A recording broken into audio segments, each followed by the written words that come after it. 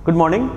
आज हमारी अपनी क्लास में हम लोग बायोलॉजी के एक बहुत इंपॉर्टेंट एस्पेक्ट जिसको कि सेल, कोशिका जिसको हम लोग हिंदी में बोलते हैं, उसके बारे में डिस्कशन करेंगे। कोशिका क्या होती है, कितने टाइप्स की कोशिका सेल होती है, उसके बारे में डिस्कशन करेंगे। और सेल का एक जनरल स्ट्रक्चर जो है उसके बारे में हम लोग डिस्कशन करेंगे और फिर एक एक करके इस पूरे सेल के सब स्ट्रक्चर्स को हम अपने आगे आने वाले वीडियोस में इसको हम डिस्कशन करते रहेंगे। तो सेल यानी जो कोशिका है, इसकी डेफिनेशन क्या होती है, इसका परिचय क्या है, इसका इंट्रोडक्शन क्या है, पहले तो इस पर बात कर ली जाए। तो सेल के बारे में एक डेफिनेशन, इसको डिफाइन जो किया जाता है वो इस तरीके से कि cell is the structural and functional unit of every living organism. यहां पर देखिए दो शब्दों पर जोर पड़ रहा है सेल की इस पूरी डेफिनेशन में, और यहां पे स्ट्रक्चरल और फंक्शनल।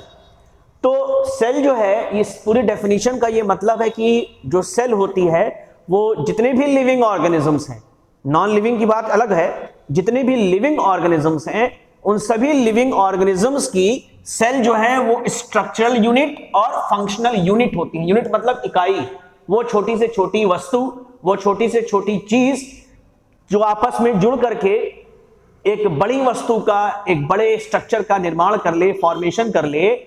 उस बड़े स्ट्रक्चर की उस छोटी वस्तु को हम लोग उसकी इकाई कहेंगे। बात समझ में आया कि नहीं? अब जहां तक सेल की डेफिनेशन की बात है, तो सेल की डेफिनेशन हमसे ये कहती है कि cell is the structural and functional unit of every living organism.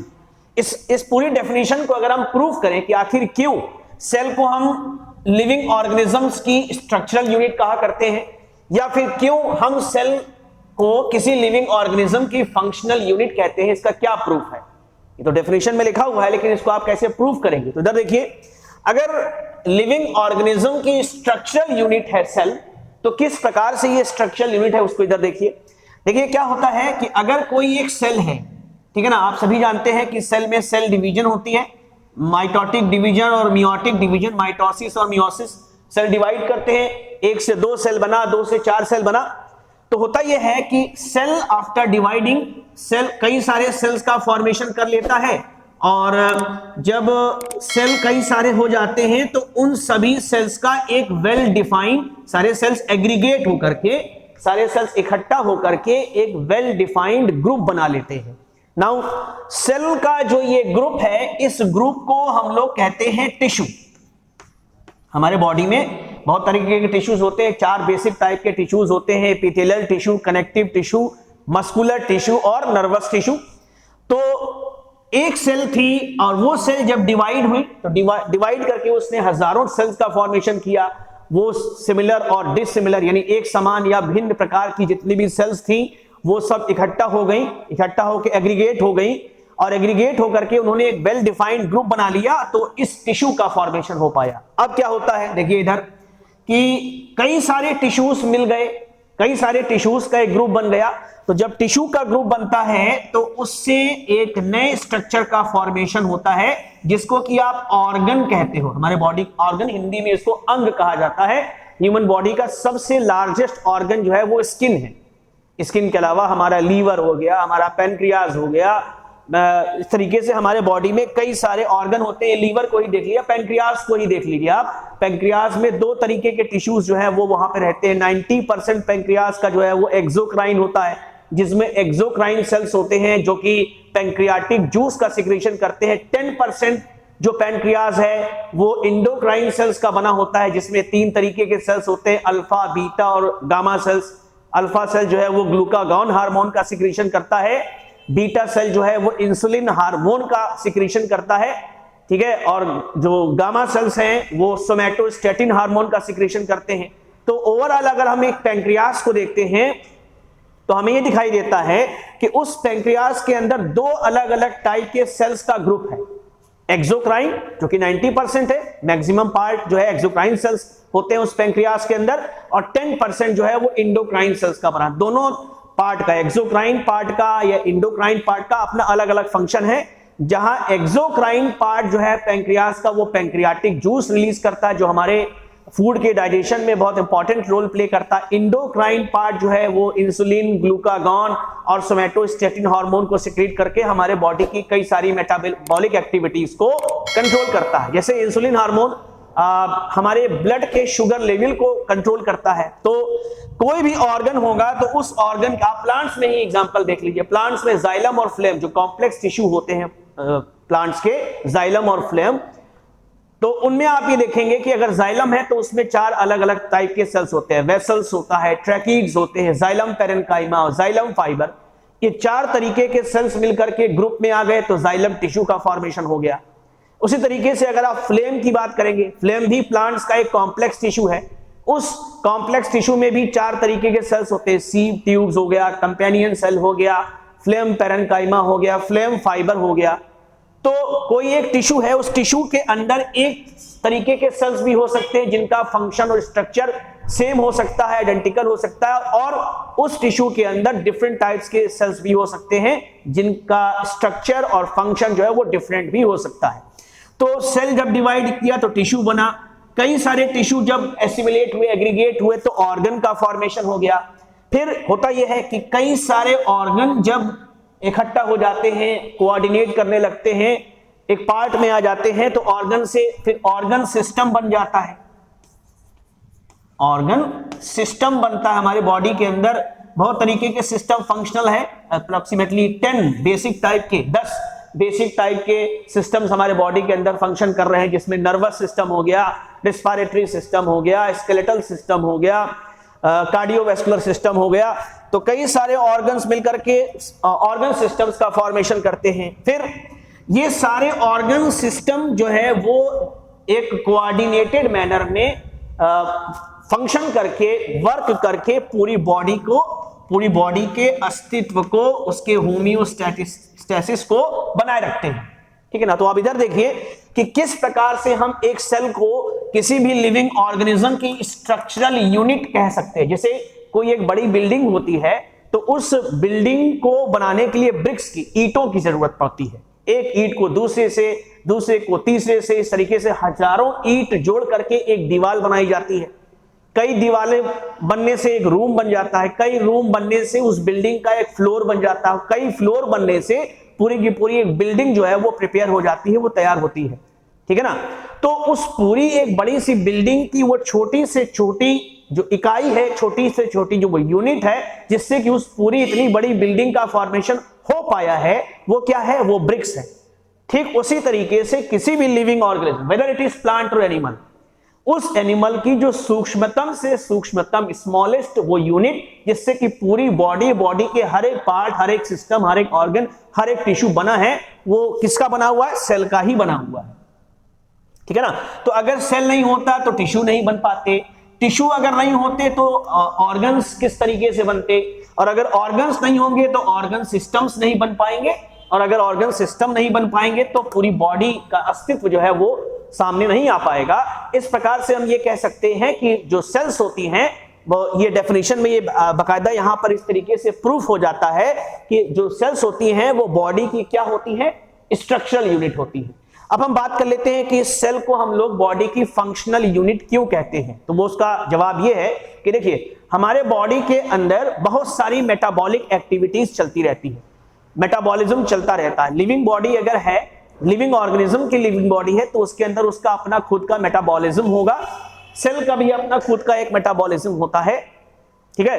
तो होता यह है कि मेटाबॉलिक एक्टिविटीज 2 तरीके की होती हैं, एनाबॉलिक एक्टिविटीज और कैटाबॉलिक एक्टिविटीज।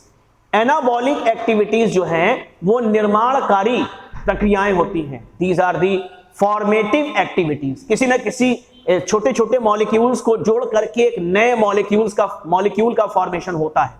तो ये निर्माणकारी फॉर्मेटिव एक्टिविटीज जो बॉडी के अंदर चलती हैं, उनको हम लोग एनाबॉलिक एक्टिविटीज कहते हैं। दूसरे टाइप की एक्टिविटी जो है वो कैटाबॉलिक एक्टिविटीज होती हैं।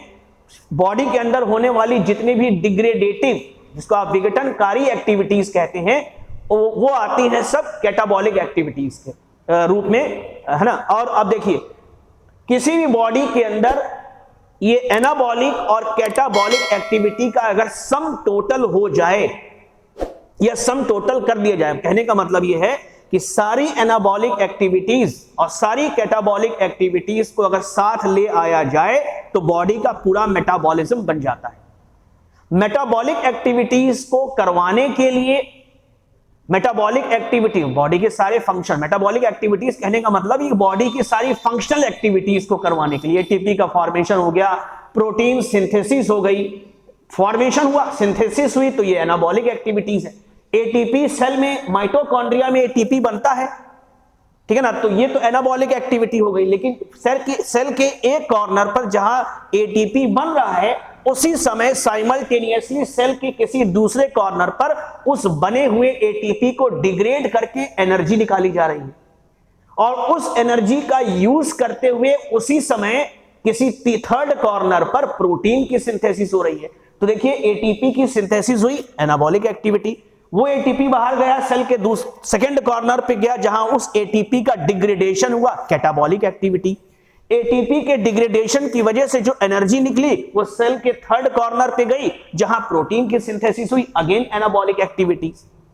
तो ATP synthesis anabolic activity, ATP degradation catabolic activity, and protein synthesis again anabolic activity. तो एक साथ एक ही टाइम पर सेल के अंदर एक जगह पर कहीं एनाबॉलिक एक्टिविटी चल रही है, तो कहीं कैटाबॉलिक एक्टिविटी चल रही है, तो कहीं फिर से एनाबॉलिक एक्टिविटी चल रही है, और इन्हीं सब एनाबॉलिक और कैटाबॉलिक एक्टिविटीज को सम टोटल कर लिया जाए तो वो इस सेल का जो है मेटाबॉलिज्म बन जाएगा, ठीक है ना। तो यहां पर ये बहुत इंपॉर्टेंट डेफिनेशन मैंने आपको ये बताई, मेटाबॉलिज्म क्या होती है। जनरली हमारे स्टूडेंट्स को, इवन हायर क्लासेस के जो स्टूडेंट्स हैं उनको भी मेटाबॉलिज्म क्या होता है वो नहीं पता होता, तो इससे आप लोग मेटाबॉलिज्म समझ सकते हो कि मेटाबॉलिज्म क्या होता है बेसिकली।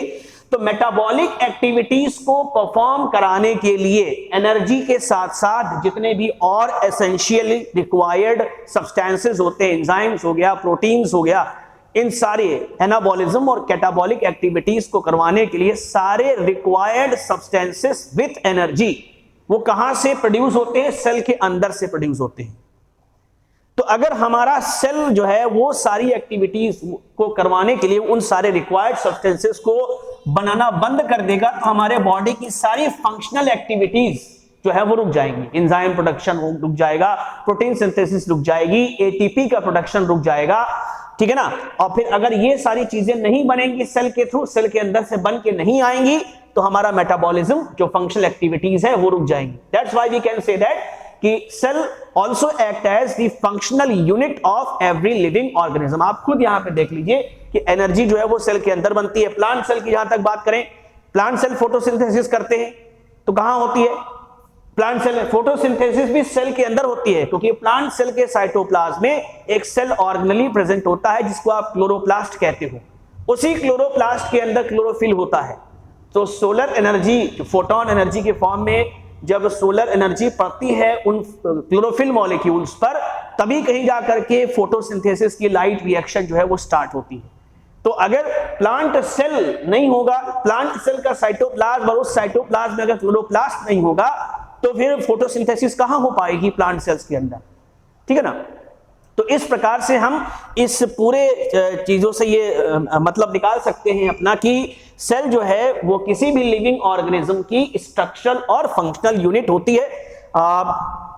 इसके बाद हम टाइप्स ऑफ सेल को टेक ओवर करेंगे और सेल के स्ट्रक्चर को बताएंगे। दो तरीके के सेल्स होते हैं, there are two types of cells, prokaryotic cells and eukaryotic cells. Prokaryotic cells को जहां हिंदी में अध्य कोशिकाएं कहा जाता है, ये पुराने टाइप की कोशिकाएं होती हैं, पूर्ण विकसित वेल डेवलप्ड सेल्स नहीं होती। वहीं जो एडवांस्ड नए तरीके की जो सेल्स होती हैं उनको हम लोग यूकैरियोटिक सेल्स कहते हैं। प्रो, यहां पर देखिए, प्रो का मतलब होता है प्रिमिटिव, प्राचीन। जैसे हम लोग मोबाइल, दो मोबाइल रख ले, एक ऐसा मोबाइल जिसमें केवल बात हो सकती है, ठीक है ना, उसमें ना तो कैमरा है, ना तो उसमें म्यूजिक का सिस्टम है, ना तो उसमें टॉर्च है तो मोबाइल बेसिकली दो मोबाइल आपके अगल बगल रखे हुए, और उसी के जस्ट बगल में एक दूसरा मोबाइल है, उससे बात तो हो ही सकती है बेसिकली, तो मोबाइल है, लेकिन उसमें और भी कई सारी एडवांस्ड फैसिलिटीज है कि उसमें कैमरा भी है, उसमें वीडियो भी चल सकता है, उसमें नेट भी चल सकता है दोनों बेसिकली मोबाइल, लेकिन बहुत जमीन आसमान का फर्क है। ठीक उसी तरीके से प्रोकैरियोटिक और यूकैरियोटिक सेल्स के बीच में भी अंतर है। प्रो मतलब प्रिमिटिव, प्राचीन, और यू मतलब न्यू, नवीन। ठीक है ना। तो प्रोकैरियोटिक सेल है तो सेल ही बेसिकली, लेकिन इनमें कई सारी स्ट्रक्चर जो है वो एब्सेंट होते हैं, इसलिए प्राचीन तरीके की प्रिमिटिव टाइप ऑफ सेल्स होती हैं। और यूकैरियोटिक वो सेल्स हैं जिनके अंदर सारे वेल डेवलप्ड सेल्स होते हैं, सारे स्ट्रक्चर्स उनके अंदर प्रेजेंट होते हैं, including nucleus and all other cell organelles. तो हम अपने अगले वीडियो में प्रोकैरियोटिक और यूकैरियोटिक सेल के बीच में बहुत डिटेल्ड जो है वो डिस्कशन करेंगे। उम्मीद करते हैं कि आपको हमारा वीडियो इंफॉर्मेटिव लगा होगा। चैनल को लाइक और सब्सक्राइब कीजिएगा और हमारे साथ बने रहिए, हमारे और वीडियोस आगे आते रहेंगे। Thank you and best wishes.